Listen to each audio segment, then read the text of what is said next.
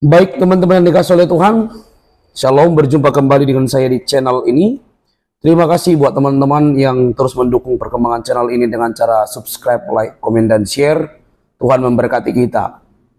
Sobat yang dikasih oleh Tuhan, kali ini kita akan melihat beragam tanggapan dari banyak orang mengenai orang-orang yang mengomentari, mengkritisi, bahkan menyudutkan seorang Elia Miron yang baru-baru ini telah menunjukkan kualitasnya walaupun dia masih berusia 19 tahun. Namun apa daya bahwa ada banyak orang, khususnya buat Om Deddy, yang mengatai dia salah masuk kamar orang karena memang tidak dapat memikirkan cara pandang seorang Kristen yang berusia 19 tahun dilawan dengan data, teman-teman. Nah, mari kita lihat apa yang menjadi respon para netizen yang memberikan komentar pedas untuk orang-orang, khususnya untuk Om Deddy Corbuzier, teman-teman. Ini dia videonya.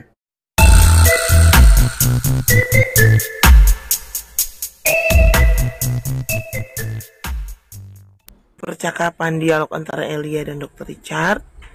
Elia masih santun, sopan, dan Elia hanya menjawab pertanyaan-pertanyaan yang disodorkan oleh sang penanya. Lain dan Anda keluar.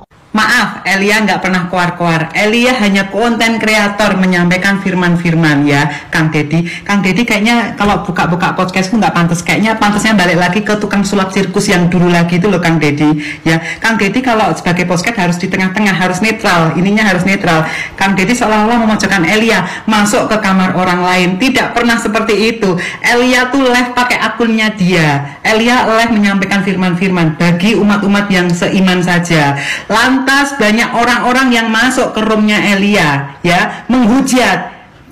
Kang Deddy pura-pura nggak bisa lihat hujatan-hujatan itu saat Elia live. Tidak pernah melakukan apa yang dituduhkan belum lama ini kepadanya, yang ditujukan kepada Elia Miron, yang menurut saya ini keji ya. Apa tuduhan itu? Elia Miron dituduh meminta untuk merevisi Al-Quran. Elia Miron tidak pernah berkata demikian di dalam videonya itu. Tetapi yang dia minta adalah mereformasi tafsir Al-Quran. Ya, tafsirnya, bukan kitab sucinya, bukan Al-Qurannya, tafsirnya, agar jangan memasukkan ayat-ayat Injil orang Kristen ke dalam tafsir Al-Quran. Jangan digoreng kemana-mana dong. Ya, jadi sekali lagi saya katakan, Elia udah masuk ke kamar orang lain dan Anda keluar. Maaf, Elia nggak pernah keluar-keluar. Elia hanya konten kreator menyampaikan firman-firman ya, Kang Deddy. Kang Deddy kayaknya kalau buka-buka podcastku nggak pantas. Kayaknya pantasnya balik lagi ke tukang sulap sirkus yang dulu lagi itu loh, Kang Deddy. Ya, Kang Deddy kalau sebagai podcast harus di tengah-tengah, harus netral. Ininya harus netral. Kang Deddy seolah-olah memojokkan Elia masuk ke kamar orang lain. Tidak pernah seperti itu. Elia tuh live pakai akunnya dia. Elia live menyampaikan firman-firman bagi umat-umat yang seiman saja. Lantas banyak orang-orang yang masuk ke roomnya Elia ya, menghujat. Kang Deddy pura-pura nggak bisa lihat hujatan-hujatan itu saat Elia live. Nah, Elia hanya membalas seperti itu ya. Kang Deddy yang netral. Kalau nggak bisa netral ya sudah, nggak usah buka podcast. Lebih baik main lagi tukang sulap di sirkus. Bilang aja cari follower mayoritas ya kan, karena mayoritas itu suka follow banyak sekali ya kan. Jangan muna. Anda masuk ke kamar orang lain dan Anda keluar-keluar, seakan-akan kamar orang lain tersebut lebih jelek dibandingkan kamar Anda. Saya aja nggak berani nih ngomongin apa yang Anda omongin. Ngulangnya aja saya nggak berani. Shalom saudaraku semuanya. Saudaraku, Elia Miron tidak pernah melakukan apa yang dituduhkan belum lama ini kepadanya, yang ditujukan kepada Elia Miron, yang menurut saya ini keji ya. Apa tuduhan itu? Elia Miron dituduh meminta untuk merevisi Al-Quran. Elia Miron tidak pernah berkata demikian di dalam videonya itu. Tetapi yang dia minta adalah mereformasi tafsir Al-Quran. Ya, tafsirnya, bukan kitab sucinya, bukan Al-Qurannya, tafsirnya, agar jangan memasukkan ayat-ayat Injil orang Kristen ke dalam tafsir Al-Quran. Jangan digoreng kemana-mana dong. Ya, jadi sekali lagi saya katakan, Elia Miron tidak pernah meminta untuk mereformasi Al-Quran. Dia tidak pernah meminta untuk merevisi Al-Quran. Tidak sama sekali. Sebagai warga negara Indonesia, tentunya kita pun punya hak untuk berbicara, menyuarakan suara kita. Jelas sekali, permintaan Elia itu masuk akal. Mengapa? Karena memang Injil yang diyakini oleh umat Islam dengan Injil yang diyakini oleh umat Kristiani adalah Injil yang berbeda. Dari mana perbedaannya? Simpel sekali. Bukankah kawan-kawan dari Muslim setuju bahwasanya Injil diturunkan kepada Nabi Isa? Betul apa betul? Betul ya? Tetapi bagi orang Kristen, di dalam kekristenan, Injil yang kami pegang ditulis oleh para rasul-rasul Yesus. Di mana para rasul itu yang menjadi saksi mata perjalanan pelayanan Yesus, mereka tuliskan perjalanan pelayanan Yesus itu. Itulah Injil yang kami yakini sebagai orang Kristen.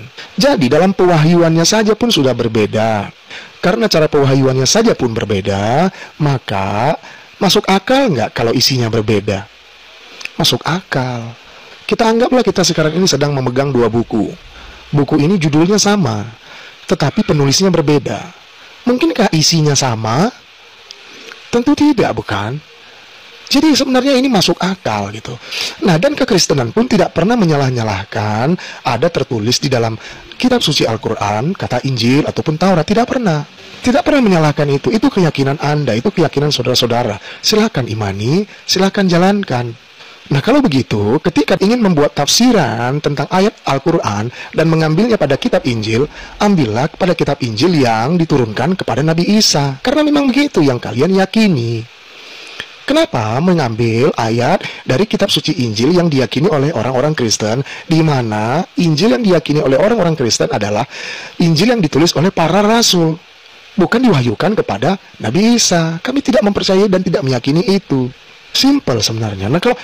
Nah kalau saudara-saudara Muslim dan saudara-saudara Kristen pun menjalankan agamanya sesuai dengan kitab suci yang diyakininya, tanpa kita harus mengambil ayat-ayat dari kitab suci orang lain, maka kita pasti berdamai. Kita tidak akan bertengkar, saudaraku. Kita ini saudara sebangsa. Kita memang beda keyakinan. Betul, saya setuju dengan apa yang dituliskan di dalam Al-Quran, bahwasanya agamamu adalah agamamu, agamaku adalah agamaku. Itu sebenarnya tujuannya untuk ketentraman, untuk damai, supaya kita ini damai, supaya rukun dan tertib. Gitu loh. Jadi jangan digoreng ke sana kemari, ke sana kemari. Saya menonton percakapan dialog antara Elia dan Dr. Richard. Elia masih santun, sopan, dan Elia hanya menjawab pertanyaan-pertanyaan yang disodorkan oleh sang penanya. Dibandingkan dengan yang ini. Pak Yesus melampiaskan firman-Nya 501, mimpi basah atau dia menikah. Bro Deddy Corbuzier, kira-kira tanggapannya apa? Kalau kayak tadi, kira-kira sopan mana antara Elia dan Bang Zuma? Dan sopan mana sama yang ini? Anak Yesus Kristus itu. Ada Yosef, ada Justus, ada Tam. Setelah menonton ini, apa pandanganmu, Bro Deddy Corbuzier? Apakah mereka masuk kamar orang atau mengintip? Atau nyemplung? Dan jika Anda jadi kami, orang-orang percaya Yesus, tolong jawab dan berikan tanggapannya. Hal ini juga menjadi pertanyaan yang harus dijawab oleh seluruh umat non-Kristen. Dan kalau memberikan tanggapan, tolong posting juga video-video yang sudah saya posting. Bro Deddy Corbuzier, saya ingin nonton videonya. Setelah Anda menonton video-video yang saya paparkan, masihkah tanggapan Anda? Dan kalau Elia masuk ke kamar orang, silakan Anda paparkan. Nandar dan Zuma yang hari-hari hanya menghujat tentang Yesus Kristus, Tuhannya orang Kristen. Tolong dibuat pernyataan juga. Mereka itu lebih cocok dibilang apa? Kalau hanya seorang Elia menjawab santun, dibilang masuk kamar orang, Nandar dan Zuma berarti lompat ya. Problemnya, Anda masuk ke kamar orang lain. Bang Deddy Corbuzier, seorang public figure yang belakangan beberapa waktu terakhir beliau sangat sibuk dengan podcastnya. Ya, banyak public figure, selebritis, tokoh masyarakat dan juga para pejabat negara yang hadir sebagai bintang tamu di podcast beliau. Nah, terakhir saya melihat video podcast beliau ini berisi kritik, bahkan kemarahan terhadap salah satunya adalah seorang apologet Kristen yang bernama Elia Miron.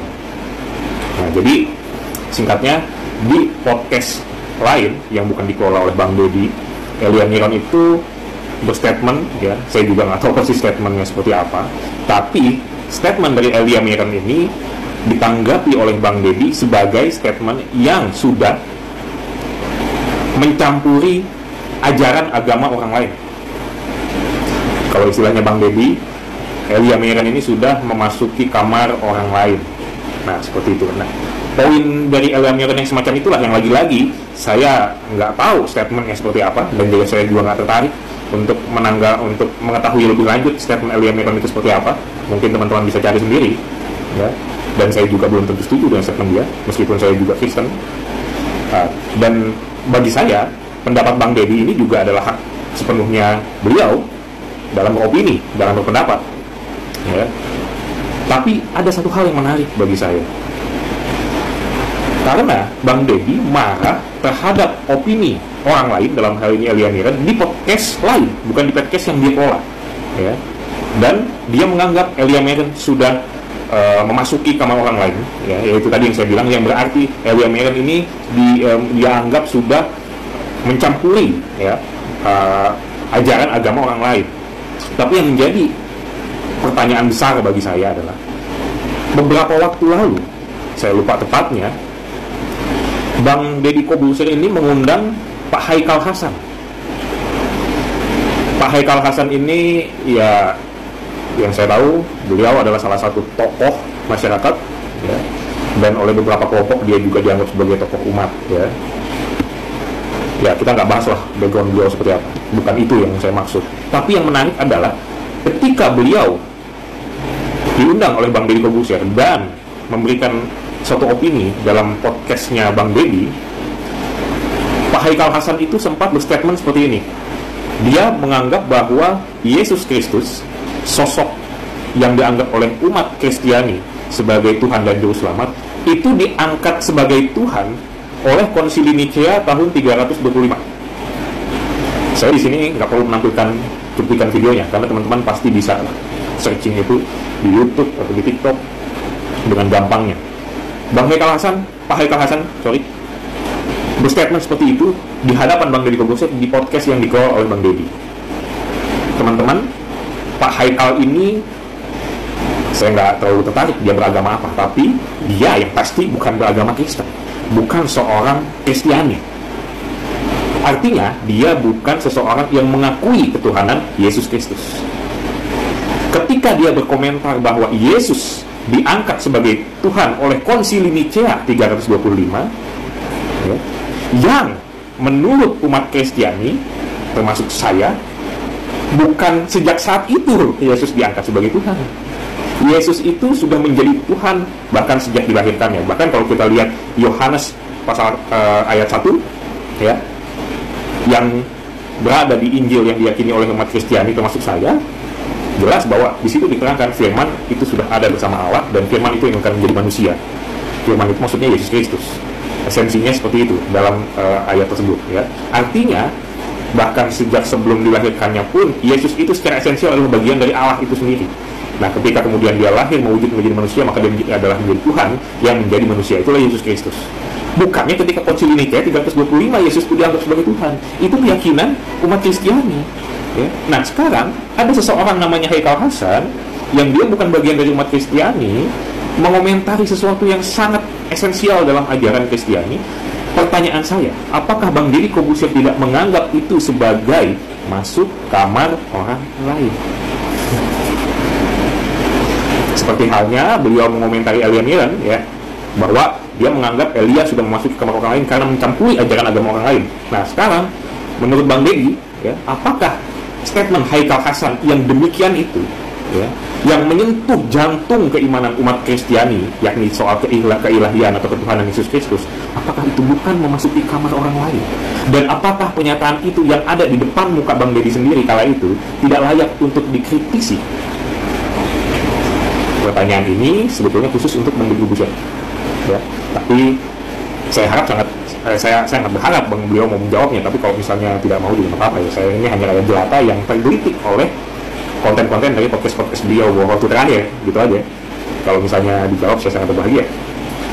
Jadi pertanyaan saya ulangi, apakah Bang Deddy menganggap statement Haikal Hasan yang demikian itu, yang sudah mencampuri, yang sudah memasuki ya, akidah umat Kristiani sebagai masuk kamar orang lain, sebagaimana Anda mengkritisi Elia Miron?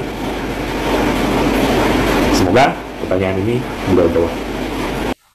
Baik teman-teman dikasih oleh Tuhan, kira-kira apa respon teman-teman ketika mendengar video ini? Masuk akal, dan tentu teman-teman memiliki cara pandang pemikiran yang berbeda-beda, dan tuliskan itu di kolom komentar. Teman-teman yang dikasih oleh Tuhan, kalau kita mengikuti berita ini, sebenarnya kalau orang yang mampu berpikir sehat, dia tidak akan menggebu-gebu menyudutkan Elia Miron. Dia tidak akan menggebu-gebu menyalahkan sebelum menalar dengan kritis bahwa apa yang disampaikan oleh Elia Miron itu sebenarnya tepat dan tidak melukai siapapun. Mengapa dikatakan demikian? Ya jelaslah, kalau misalnya teman-teman percaya kepada Quran, ya sudah, percayailah itu tanpa mengutak-atik Alkitab, Injil. Bahkan kalau misalnya di dalam penafsiran Al-Quran itu harus mengambil dari kitab orang lain, itu keliru, kan begitu. Itu maksudnya dia. Nah teman-teman, Elia Miron sudah menyampaikan itu dengan baik di hadapan orang, walaupun dia masih berusia 19 tahun, namun ilmunya tidak dapat ditakar oleh seorang Deddy yang bergelar PhD, ya luar biasa. Tapi kata-kata ringan, kata-kata yang bagus dari Elia Miron justru direspon dengan sebuah respon yang nampaknya kekanak-kanakan, yang langsung berkata masuk kamar orang, dan itu menimbulkan respon dari netizen yang sudah kita dengarkan tadi. Bagaimana mereka dapat memberikan komentar, Elia Miron masih memberikan sebuah respon yang lembut, tapi ditanggapi oleh orang-orang tanda kutip mereka yang langsung tidak suka dengan komentar itu dengan cara yang begitu wow gitu ya. Teman-teman, yang namanya beragama, yakinilah keyakinanmu itu sendiri. Benar, saya setuju. Saya sudah mendengar apa yang dikatakan oleh Om Deddy, bahkan juga orang-orang Muslim yang lainnya, bahwa lakum dinukum waliyadin. Betul, betul. Kalau kita mau serius, kalau memang lakum dinukum itu kalian lakukan, notabene tertulis dalam Quran, maka itu harus dipraktekkan terlebih dahulu untuk kalangan ustadz, untuk kalangan para ulama, untuk kalangan para mualaf yang selama ini terbuka, luas, beredar. Mereka suka membahas tentang kekristenan. Bahkan di podcastnya Om Deddy juga ada orang yang membahas tentang Kristen atau ketuhanan Yesus, yang notabene itu ustadz yang Anda pertontonkan. Jadi kalau Anda berkata lakum dinukum waliyadin, monggo kamu praktekkan terlebih dahulu, gak usah ngotak-ngatik, gak usah bahas keyakinan orang lain, bahkan mengambil secuil pun untuk mendukung pandangan Anda, itu harus ditinggalkan. Anda paham harus di situ. Jadi teman-teman dikasih oleh Tuhan, mari kita cerdaslah ya, cerdas, tak usah kepanasan ya. Jadi apa yang disampaikan oleh Elia Miron itu sudah menunjukkan kualitas yang bagus untuk menunjukkan Anda perlu beragama tanpa perlu mengutak-atik keyakinan orang lain. Gitu sederhananya, tapi banyak tidak ngerti tentang itu. Oke?